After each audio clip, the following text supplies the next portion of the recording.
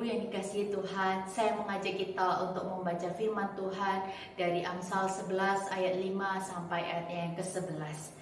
Jalan orang saleh diratakan oleh kebenarannya, tetapi orang fasik jatuh karena kefasikannya. Orang yang jujur dilepaskan oleh kebenarannya, tetapi pengkhianat tertangkap oleh hawa nafsunya. Pengharapan orang fasik gagal pada kematiannya, dan harapan orang jahat menjadi sia-sia. Orang benar diselamatkan dari kesukaran, lalu orang fasik menggantikannya.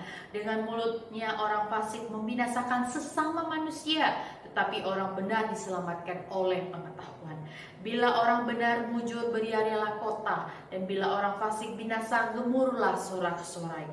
Berkat orang jujur memperkembangkan kota, tetapi mulut orang fasik meruntuhkannya. Pernahkah saudara dicurangi oleh seseorang? Mungkin saja di antara kita ada yang pernah merasakannya. Akhir-akhir ini kita seringkali mendengar tentang kecurangan oleh pihak-pihak tertentu dengan dalil investasi ya. Namun ujungnya sebenarnya adalah sebuah kecurangan. Ada beberapa kasus di Indonesia Bapak Ibu ya, dan ini merugikan banyak orang karena kejadian tersebut. Artinya banyak orang menjadi sulit hidupnya karena perbuatan orang-orang yang curang ini. Itulah yang disampaikan oleh penulis dalam bagian ini di ayat 11 ya. Dikatakan bahwa orang jujur memperkembangkan kota, sedangkan orang yang tidak jujur meruntuhkan kota.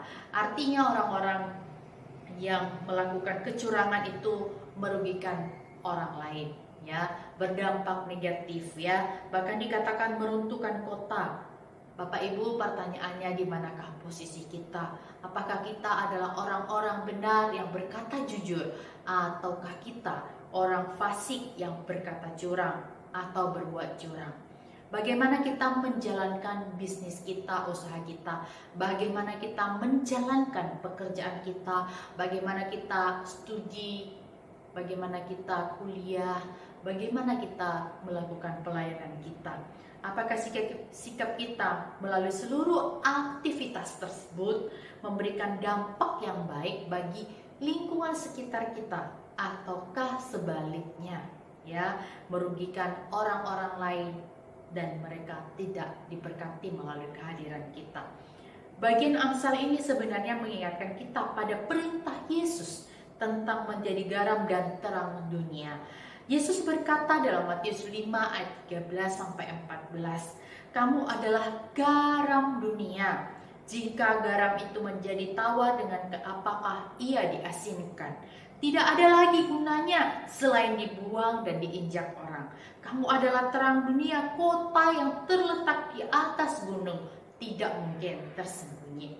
Artinya kita sebagai anak-anak Tuhan punya tanggung jawab yang besar. Kita punya tanggung jawab untuk berdampak positif bagi lingkungan kita, supaya mereka boleh melihat Kristus di dalam diri kita.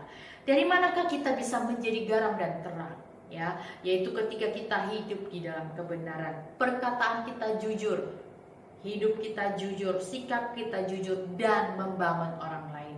Yesus sendiri concern terhadap kejujuran ini. Dia pernah berkata di dalam Matius 5 ayat 37, "Jika ya, hendaklah kamu katakan ya, jika tidak, hendaklah kamu katakan tidak. Apa yang lebih daripada itu berasal dari si jahat."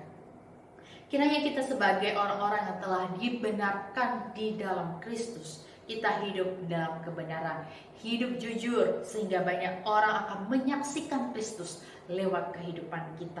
Kehadiran kita membangun banyak orang, kehadiran kita dirasakan oleh orang-orang di sekitar kita, termasuk kota di mana kita tinggal.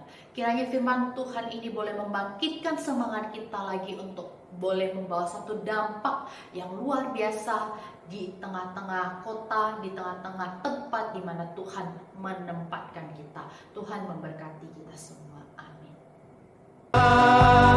Segala bangsa